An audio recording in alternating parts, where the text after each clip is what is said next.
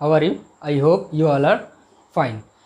Today, in this part of how do organism reproduction, we will discuss about only asexual reproduction. As we know that reproduction is a biological process by which an organism produce new offspring to similar to themselves. ठीक है, तो organism अपने ही जैसे offspring को जब produce करते हैं तो उस सिंपल सी प्रोसेस को हम क्या बोलते हैं? रिप्रोडक्शन. ठीक है, तो रिप्रोडक्शन पार्ट को हमने फर्दर 2 पार्ट में कैटेगराइज किया था, sexual reproduction and asexual reproduction. Sexual reproduction में हमें पहले पता है कि 2 पेरेंट्स इन्वॉल्वमेंट होगा, गैमेट फॉर्मेशन होगा, फर्टिलाइजेशन होगा, जाइगोट फॉर्मेशन होगा एंड देन ऑफस्प्रिंग फॉर्म होगा. बट असेक्सुअल रिप्रोडक्शन में क्या था? ये सारे प्रोसेसेस नहीं होंगे. इट मीन्स गैमेट का फॉर्मेशन नहीं होगा और क्या करेगा? इसमें वेरिएशन नहीं आएगा. सिमिलर टू पेरेंट्स का सिमिलर होगा. ठीक है, गैमेट फॉर्मेशन नहीं होगा, फर्टिलाइजेशन नहीं होगा, वेरिएशन नहीं आएगा, इवोल्यूशन में पार्टिसिपेट नहीं करेगा और बहुत ही important point, only a single parents involve in asexual reproduction. ठीक है, तो सेक्सुअल रिप्रोडक्शन को एंड असेक्सुअल रिप्रोडक्शन के जो डिफरेंस थे वो प्रीवियस जो लेक्चर था उसमें हमने डिस्कस किया हुआ है. आज हम डिस्कस करेंगे सिर्फ असेक्सुअल रिप्रोडक्शन. ठीक है, तो असेक्सुअल रिप्रोडक्शन के वेरियस मोड हैं. ठीक है, like fission, fragmentation, regeneration, spore formation, budding and vegetative propagation. Vegetative propagation we will discuss in next lecture. Okay, so at first we will start from fission mode of asexual reproduction. Okay, तो fission को भी further हमने 2 part में categorise किया है, binary fission and multiple fission. बहुत ही basic सा difference है. अगर ऑर्गेनिज्म क्या करेगा? फिजन प्रोसेस के थ्रू 2 पार्ट्स में डिवाइड होगा या 2 न्यू ऑफस्प्रिंग को फॉर्म करेगा तो इस टाइप के फिजन को या इस टाइप का जो असेक्सुअल मोड ऑफ फिजन है इसको हम बोलेंगे बाइनरी फिजन. ठीक है, जिसमें ऑर्गेनिज्म 2 प्रोड्यूस होंगे. अगर क्या होता है ऑर्गेनिज्म जिसमें क्या होगा? फिजन होगा और मल्टीपल टाइम फिजन होगा और मल्टीपल ऑफस्प्रिंग प्रोड्यूस होंगे तो उस टाइप के फिजन को हम बोलते हैं मल्टीपल फिजन. ठीक है, तो पहले हम देखते हैं फिजन का जो बाइनरी फिजन है. इसमें आप देखो कि यहाँ पे क्या है? अमीबा है.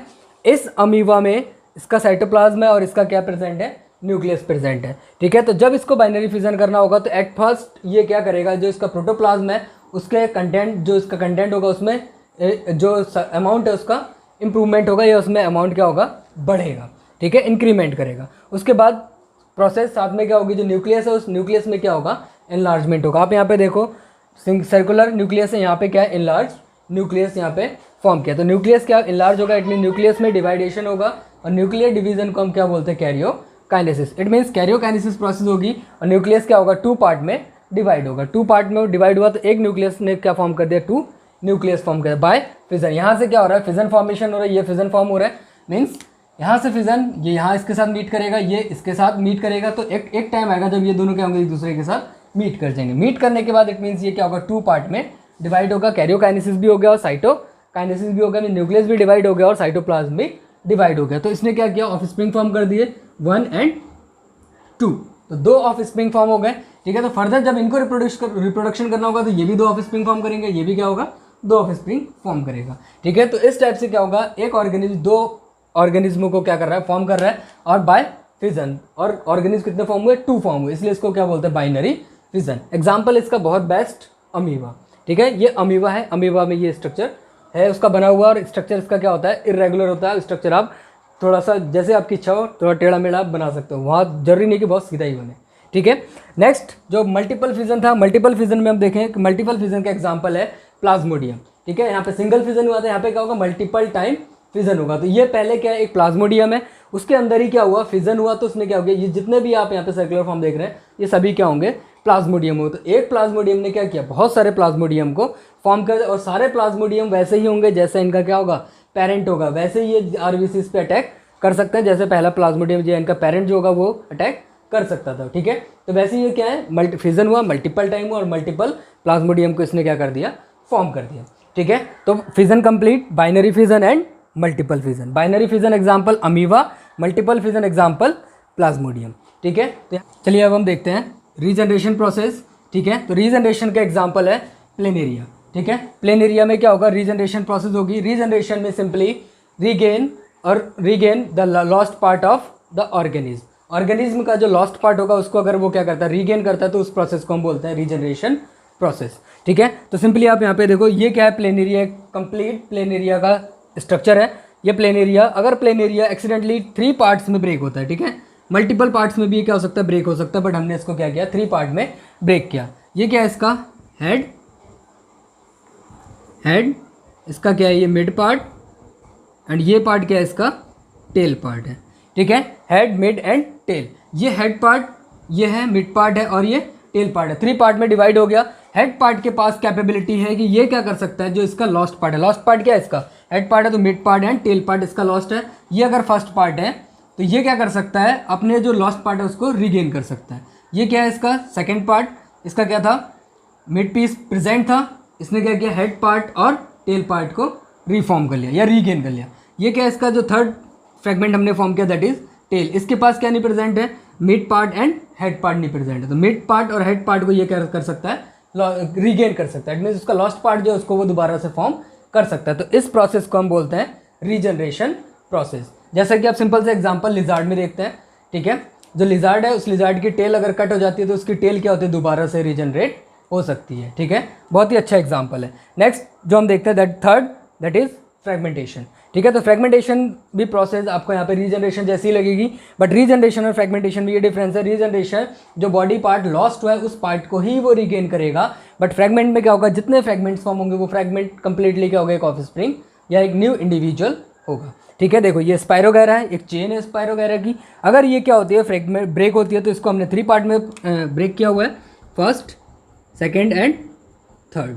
ठीक है, 3 पार्ट में ये ब्रेक हुआ, तो ये भी एक स्पायरोगैरा है, ये भी क्या है स्पायरोगैरा, और ये भी क्या है कंप्लीट स्पायरोगैरा। तो यहाँ फ्रेगमेंट जितने फ्रेगमेंट फॉर्म हुए उतने ऑफस्प्रिंग फॉर्म हो गए।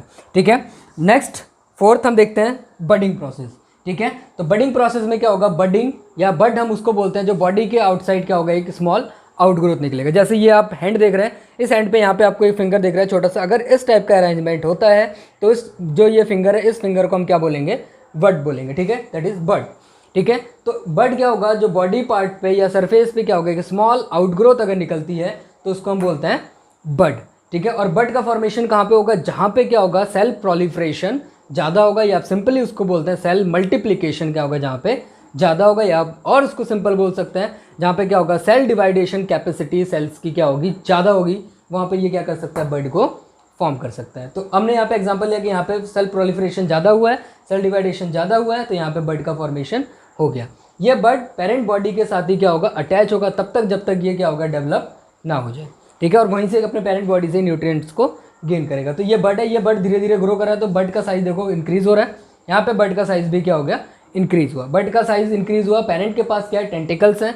यहाँ पे भी देखो पेरेंट्स के पास टेंटिकल है, तो ऑफस्प्रिंग न्यू फॉर्म हो रहा है, तो टेंटिकल्स भी क्या हो रहे हैं, साथ में ग्रो करना स्टार्ट हो रहा है। तो टेंटिकल्स भी ग्रो हो गया, पूरा हाइड्रा कंप्लीटली क्या हो गया, ग्रो हो गया। तो ये पेरेंट बॉडी से क्या होगा, डिटैच हो जाएगा। डिटैच होकर क्या होगा, एक न्यू हाइड्रा को फॉर्म कर देगा।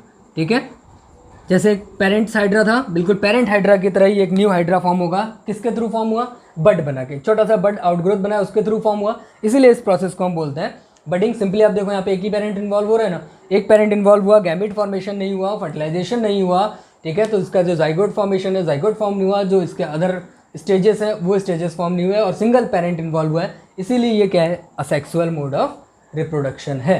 ठीक है, नेक्स्ट जो 5 है दैट इज स्पोर फॉर्मेशन। ठीक है, और बाय स्पोरुलेशन, स्पोर फॉर्मेशन के थ्रू भी क्या करते हैं, ऑर्गेनिज्म रिप्रोड्यूस करते हैं। बेस्ट एग्जांपल है उसका राइजोपस। ठीक है, ये राइजोपस का स्ट्रक्चर है, यहाँ पे क्या है, इसके राइजोइड्स हैं, जो एक रूट लाइक स्ट्रक्चर होता है, ये क्या करता है, इसको हेल्प प्रोवाइड कराता है, सपोर्ट प्रोवाइड कराता है। ठीक है, ये क्या है, जैसे बॉल लाइक स्ट्रक्चर आपको यहाँ पे दिख रहा है दैट इज स्पोरेंजियम, और स्पोरेंजियम सैक, और स्पोर सैक भी बोलते हैं इसको। ठीक है, तो स्पोरेंजियम है, इस स्पोरेंजियम के अंदर क्या होगा, स्पोर्स प्रेजेंट होंगे। ये स्पोरेंजियम है, इसके अंदर देखो स्पोर्स हैं, इसके अंदर स्पोर्स हैं। जब स्पोर मैच्योर हो जाएंगे, मैच्योर होने के बाद जो ये स्पोरेंजियम है, स्पोरेंजियम सैक की वॉल क्या होगी, रप्चर्ड होगी, डाइसेंस भी कहते हैं, डाइसेंस होगी या वो रप्चर्ड होगी।